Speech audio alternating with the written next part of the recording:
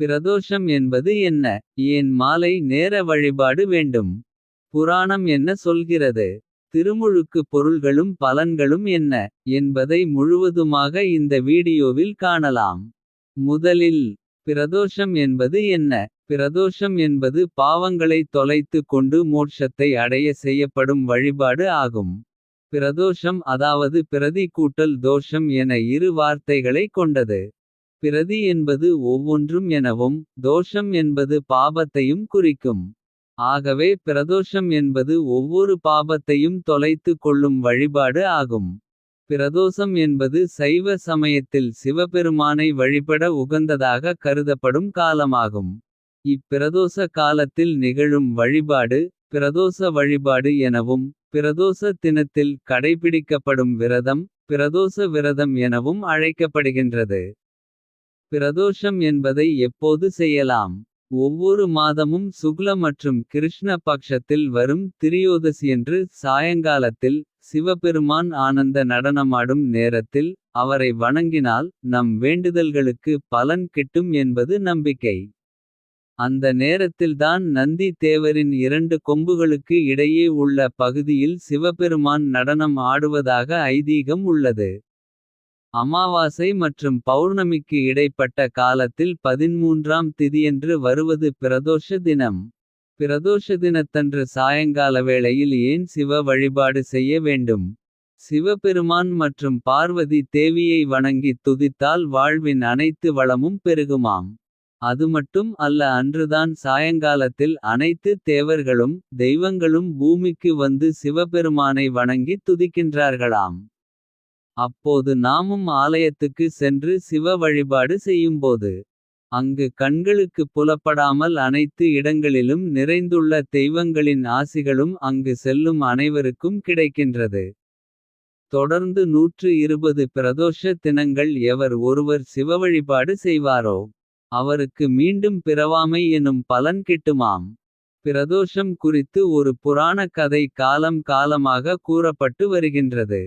அந்த கதையின்படி ஒருமுறை தேவர்களும் அசுரர்களும் பாட்கடலை கடைந்து அமிர்தத்தை எடுத்தபோது, கயிறாக பயன்படுத்தப்பட்ட வாசுகி நாகத்தின் உடல் முழுவதும் காயம் ஏற்பட, அந்த காயத்தின் வலியினால் அது கக்கிய கொடிய விஷத்தினால் உலகமே அழிந்து விடும் அளவு வெப்பம் ஏற்பட தேவர்கள் அனைவரும் சிவபெருமானிடம் ஓடிச் சென்று அழிவில் இருந்து உலகை காக்குமாறு வேண்டிக் கொண்டார்கள்.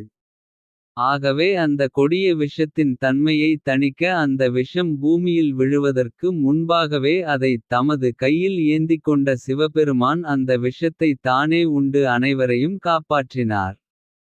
ஏகாதசி 11ஆம் நாள் இந்த நிகழ்ச்சி நடைபெற்றது. அவரே உலகை படைத்தவர் என்றாலும் கூட அந்த குறிப்பிட்ட விஷம் அவரது உடலுக்குள் சென்று இருந்தால் அவர் மரணம் அடைந்து இருப்பார். அது இயற்கையின் நியதியாகும். ஆனால் அந்த விஷத்தை சிவபெருமான் விழுங்கிய பின் அதை பற்றி கவலைப்படாத தேவர்கள் மீண்டும் தமது காரியத்திலேயே கண்ணாக இருந்து விட்டார்கள். அமிர்தம் கடைதல் வேளையில் இருந்தார்கள். அதைக் கண்ட பார்வதி தேவியானவள் தனது கணவருக்கு அந்த விஷத்தினால் பாதிப்பு எதுவும் ஏற்பட்டுவிடக் கூடாது என பதறிப் போய் அவர் அருகில் சென்று அவர் தொண்டையை தடவிக் கொடுக்க அந்த விஷம் அப்படியே உறைந்து கட்டியாகி அங்கேயே தங்கி நிற்க அதன் நச்சுத்தன்மையையும் இழந்தது. ஆனால் அந்த விஷத்தின் வெப்பத்தினால் சிவபெருமானின் தொண்டை காய்ந்து போய் நீல நிறமாகி விட்டது. ஆகவேதான் அவருக்கு நீலகண்டன் அதாவது நீல நிற தொண்டையை கொண்டவர் என்ற பெயர் ஏற்பட்டது. அவை அனைத்துமே திரியோதசியன்று சாயங்கால வேளையில் நடைபெற்றது. சற்றே நேரத்தில் தம் சுய நினைவுக்கு வந்த தேவர்களும் அசுரர்களும் நடந்தவற்றை கேள்விப்பட்டு பதறிப்போய் தமக்காக விஷத்தை உண்ட சிவபெருமானின் நிலை என்ன ஆயிற்று என்பதை கவனிக்காமல் இருந்து விட்டோமே என வருந்தி அவரிடம் ஓடிச் சென்று தாம் அறியாமையினால் அவருக்கு நன்றி கூறாமல் இருந்து விட்டதற்கு வருந்தி மன்னிப்பு கேட்க சிவபெருமான் அவர்களை மன்னித்தார். அவர்களுக்கு அதனால் ஏற்பட்டு இருந்த அனைத்து பாபங்களையும் விலக்கினார். அந்த ஆனந்தத்தில் அவர் நந்தியின் கொம்புகளுக்கு இடையே அற்புதமான நடனமான களி நடனம் எனும் நடனத்தை ஆடினார். பார்வதி தேவியும் அவர் அருகில் நின்றவாறு அவர் ஆடிய நடனத்தை ஆனந்தமாக ரசித்துக் கொண்டு இருந்தார். அதனால் தான் சுக்ல மற்றும் கிருஷ்ண பட்சத்தில் திரியோதசியின் சந்தியா காலம் பிரதோஷ காலம் என பெயர் பெற்றது. அன்றைக்கு அந்த நேரத்தில் சிவபெருமான் மற்றும் பார்வதியை நந்தி தேவரின் கொம்புகளுக்கு இடையே இருந்து பார்த்து வணங்கி பூஜை செய்தால் வேண்டிய அனைத்தும் கிடைக்கும் என்பது நம்பிக்கை ஆயிற்று.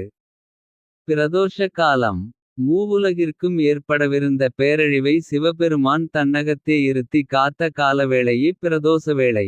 வளர்பிறை பிரதோஷம் தேய்பிறை பிரதோஷமென மாத இருமுறை பிரதோஷம் வரும். திரியோதசி திதியில் சூரியமறைவிற்கு முன்னே 3:45 நாழிகையும். மறைந்ததற்கப்பால் 3:45 நாழிகையும். ஆக 7:30 நாழிகை காலந்தான் பிரதோஷகாலம் எனப்படும். குறிப்பாக மாலை 4:30 மணி முதல் இரவு 7 மணி வரை உள்ள காலமே பிரதோஷகாலம். சனிக்கிழமை நாளில் வரும் பிரதோஷம் மிகவும் சிறந்தது. பிரதோஷத்தில் 20 வகைகள் உள்ளன. அவையாவன: 1. தினசரி பிரதோஷம். 2. பட்ச பிரதோஷம். 3. மாச பிரதோஷம்.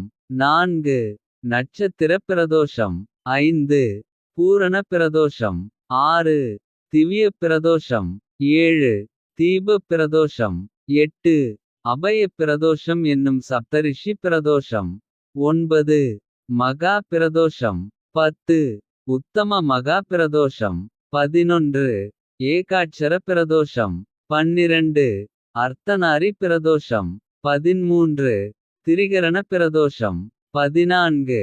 பிரம்ம பிரதோஷம். 15. அட்சர பிரதோஷம். 16. கந்த பிரதோஷம். 17.